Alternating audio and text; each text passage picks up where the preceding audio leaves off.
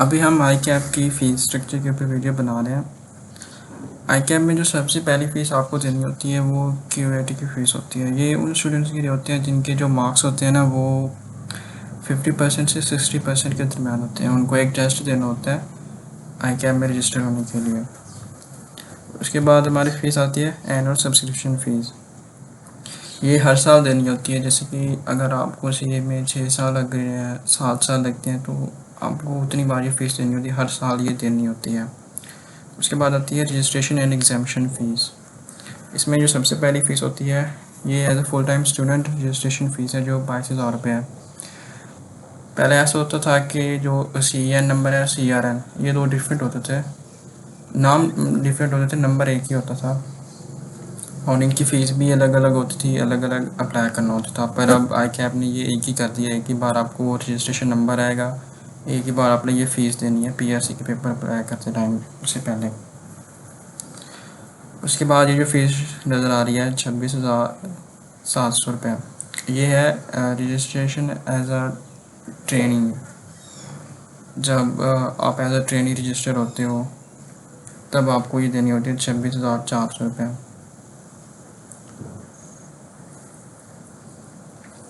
उसके बाद आपकी फ़ीस आती है, यहाँ पे नीचे आ जाते हैं हम PRC फ़ीस पे।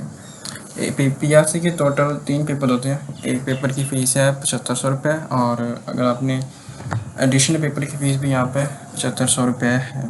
उसके बाद कैफ़ की फ़ीस है। कैफ़ के पेपर की फ़ीस 7,000 रुपये और एडिशनल पेपर की फ़ीस 4600 रुपये है।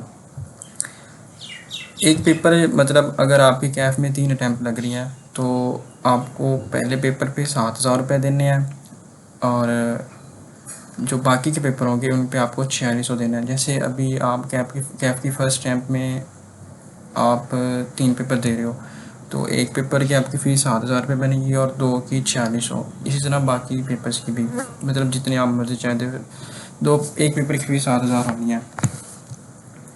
उसके बाद आती है CFAP जो लेवल 3 है CA में। इसके एक पेपर की फ़ीस 14,400 रुपये और एडिशनल पेपर 5700 रुपये। CFAP में नॉर्मली ज़्यादा अटैम्प्ट लगती हैं तो आपको यहाँ पे फ़ीस बहुत ज़्यादा बन जाती है। देखने में तो बहुत थोड़ी सी लग रही होती है, जैसे एक ही बार लग रहा होता है ना कि पेपर फ़ीस दो 14,400 ज़्यादा पेपर दो, पर यहाँ पे अटैम्प्ट वगैरह काफ़ी ज़्यादा लग रही होती हैं तो बार बार 14,400 रुपये आपको हर बार फिर देने ही पड़ते हैं, तो ये फ़ीस काफ़ी ज़्यादा बन जाती है। उसके बाद ऐसे ये MSA1, इनकी तो खैर एक ही सिंगल फ़ीस है, यहाँ पे कोई एडिशनल पेपर तो है नहीं। स्ट्रेटजी केस स्टडी ये लास्ट पेपर होता है, इसकी 31,900 रुपये फ़ीस है। उसके बाद ये है कुछ इंग्लिश कम्युनिकेशन स्किल्स।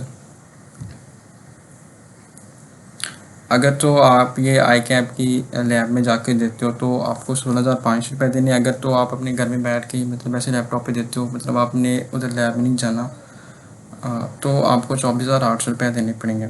उसके बाद HOC की फ़ीस आती है। हैंड ऑन कोर्सेज होते हैं ये कुछ, इनमें से कैफ लेवल पे ये आते हैं प्रेजेंटेशन और MS ऑफिस। जो PP है इसकी 7500 रुपये फ़ीस होती है। जो MS ऑफिस है इसके टोटल 3 पेपर होते हैं, हर पेपर की फ़ीस 7700 रुपये है।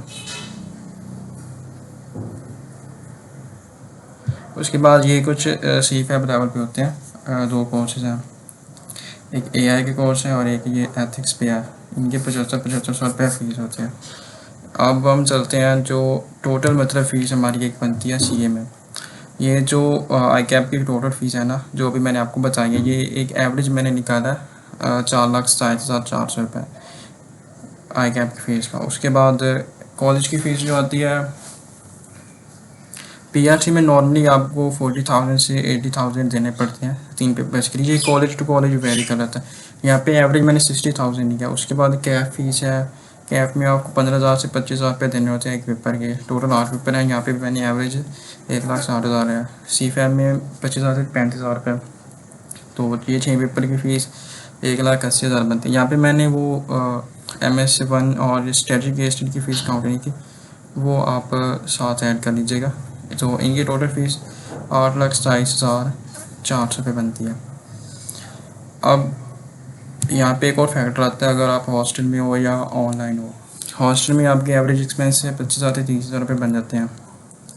अगर आप ऑनलाइन हो ना तो आपको सिर्फ एट टाइम ऑफ पेपर्स कुछ खर्चा आपका आता है। जैसे कि आप किसी हॉस्टल में जा रहे हो, 7 से 8 दिन का आपका स्टे है, अपने पेपर्स अपने देने हैं, तो आपके नॉर्मल 10,000 रुपये आपको पास होने चाहिए ट्रैवलिंग एक्सपेंसेस के, मैस और हॉस्टल का जो आपका खर्चा है उसको मिला के। ये एक एवरेज स्टूडेंट की फ़ीस बनती है टोटल, जिसकी अटैम्प्ट कुछ लगी हो, क्योंकि CA में अटैम्प्ट आपकी हर हाल में लगनी होती है। आप जितना मर्जी पढ़ लो, PRC में नहीं लगी तो कैफ में लग जाएगी, कैफ में नहीं लगी तो सारी बातें CFA में लगेगी, वहाँ पे इतना ज़्यादा टाइम नहीं होता पढ़ने का। अगर आप यहाँ पे एक नॉन CA स्टूडेंट हैं और अपनी फ़ीस काउंट करना चाह रहे हैं कि टोटल आपका कितना खर्चा बनेगा, तो आप जब अपनी तरफ से काउंट करोगे तो ये तकरीबन 2 से 2.5 लाख रुपए आपकी बन रही होगी।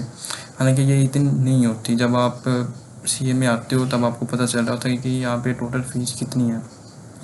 हर साल आपको एनुअल सब्सक्रिप्शन फ़ीस देनी पड़ती है। उसके बाद जो फ़ीस सबसे ज़्यादा बन रही होती है ना, वो होती है एडिशनल पेपर की, सॉरी वो फर्स्ट पेपर जो आपको होता है ना, पहले पेपर की फ़ीस, क्योंकि वो ज़्यादा होती है। जैसे आपने वो CFM में देखा, वो 14,000 समथिंग बन रही थी फर्स्ट पेपर की फ़ीस, और एडिशनल की 5,500 रुपये के अराउंड थी।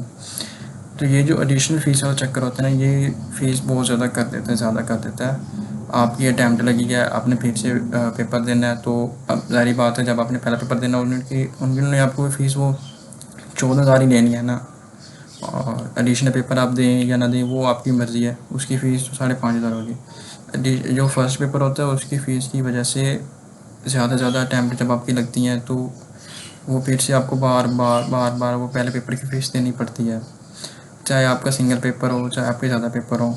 तो इस तरह से ये फ़ीस बहुत ज़्यादा बन जाती है एट दी एंड। इस वजह से ये मैंने एक एवरेज फ़ीस लिखी है जो है कि आपकी ये टोटल फ़ीस है।